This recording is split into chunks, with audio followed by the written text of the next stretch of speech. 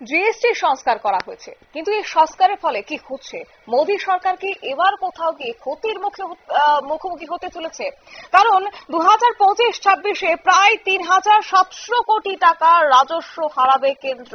ইতিমধ্যেই আশঙ্কা করা হচ্ছে, তবে রিপোর্ট প্রকাশ করেছে এই নিয়ে এসবিআই। জানবো বিস্তারিত, আমাদের সঙ্গে যুক্ত হয়েছে প্রতিনিধি শেখ মনিরুল। মনিরুল, কি জানতে পারছো কতটা ধাক্কার মুখে পড়তে চলেছে মোদী সরকার? দেখো, দীপাবলিতে প্রধানমন্ত্রী নরেন্দ্র মোদী জানিয়েছিলেন যে ডবল দীপাবলি হবে। সেই ডবল দীপাবলি দেশবাসীকে উপহার দিতে মোদী সরকার প্রায় 3,700 কোটি টাকা কিন্তু লোকসান করছে। অর্থাৎ এই লোকসান শুধুমাত্র একেবারেই প্রভাব পড়বে ভারতের যে রাজকোষ আছে সেই রাজকোষে।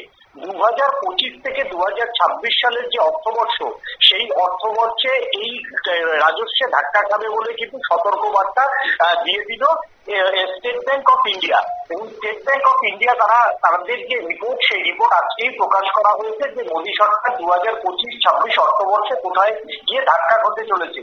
এখন প্রশ্ন হচ্ছে, মোদী সরকার মেক ইন ইন্ডিয়া বা মোদী সরকার যে বিপুল পরিমাণে যে পরিকাঠামো খাতে যে বাজেট বরাদ্দ বৃদ্ধি করার কথা জানিয়েছে, যে মহাকাশ গবেষণায় বাজেট বৃদ্ধি করার কথা জানিয়েছে, বা 2046 সালের দিকে ভারত কথা মাথায় রেখে ভারত যে তার পরিকল্পনা সাজাচ্ছে, সেই পরিকল্পনা করতে কেন্দ্রীয় সরকার এত বিপুল পরিমাণে টাকা কোথা থেকে পাবে, এই প্রশ্নটা কিন্তু সবার আগে উঠতে শুরু করেছে।